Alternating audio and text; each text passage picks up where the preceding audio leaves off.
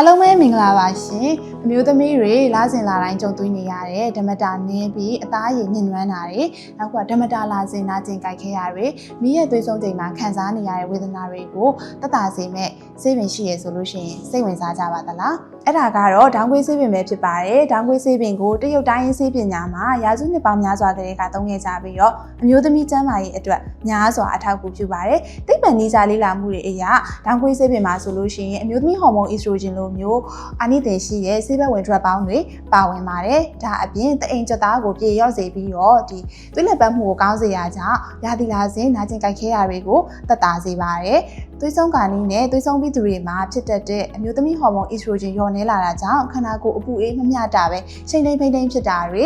ညဘက်အိတ်လို့ရှိရင်ချွေးပြန်တာတွေနဲ့စိတ်ခံစားချက်အပြောင်းလဲမြန်တာတွေကိုပါသက်သာစေပါတယ်။ဒါကြောင့်အမျိုးသမီးတို့အတွက် GMBIS ဆိုလက်မှတ်ရဖိန်းဆေးဝါးဆက်ရုံကနေပြီးတော့အရည်သွေးပြေဝအာနိသင်ထက်မြက်ပြီးဘေးဥပတ်မရှိအောင်ဒေါင်းခွေးဆေးကိုထုတ်လုပ်ပေးထားပါတယ်ရှင်။ဒီဒေါင်းခွေးဆေးမှာဆိုလို့ရှိရင်ဒေါင်းခွေးအပင်အမြင့်အစီအနှစ်အပြင်အမျိုးသမီးတွေအတွက်အရန်ကိုပဲအာနိသင်ထိရောက်တဲ့ပဲပုတ်လည်းပါဝင်ပါသေးတယ်။ပဲပုတ်ဟာဆိုရင်သွေးဆုံးပြီးသူတွေမှာဖြစ်တတ်တဲ့မိမက်ကို6သွေးရရနာတွေကိုသက်သာစေပြီးတော့ရိုးပါယောဂတွေမဖြစ်အောင်လည်းကာကွယ်ပေးပါသေးတယ်။ဒါကြောင့်အမျိုးသမီးတွေအားလုံးဒီဒေါင်းခွေးဆေးကိုပုံမှန်မှီဝဲပေးမယ်ဆိုလို့ရှိရင်သွေးမဆုံးမီကာလတွေမှာ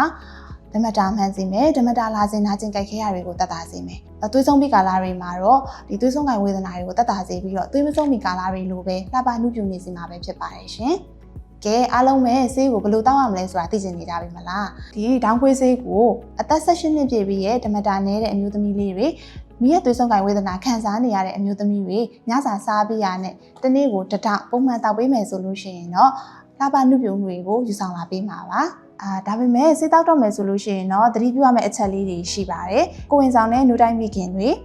ရာသီသွေးအရန်များတတ်တဲ့သူတွေကတော့မတောက်သုံးသင့်ပါဘူး။သွေးကျဲဆေးတောက်သုံးနေရတဲ့သူတွေကတော့ဒီဒေါင်းခွေးဆေးကိုတောက်သုံးချင်နေဆိုလို့ရှိရင်တော့ဆရာဝန်နဲ့အရင်ဆုံးတိုင်ပင်ပြီးမှတောက်သုံးပေးပါနော်။ကဲဒီလိုမျိုးဖိန်းရထုတ်တဲ့ product လေးတွေအကြောင်းကိုဆက်ပြီးတော့သိချင်သေးရဆိုလို့ရှိရင်တော့ကျမတို့ရဲ့ Fame Pharmaceutical page ကို follow လုပ်ထားဖို့မမေ့ပါနဲ့နော်။ဒီကြည့်နေကြတဲ့သူတွေထဲမှာရောပေါ့နော်ဒီဒေါင်းခွေးဆေးကိုတောက်နေတဲ့သူတွေရှိကြလားရှိလို့ရှိရင်လည်းအတွေ့အကြုံလေးတွေညှဝေပေးခဲ့ပါအောင်နော်။အားလုံးပဲကျမရှင်လန်းကြပါစေရှင်။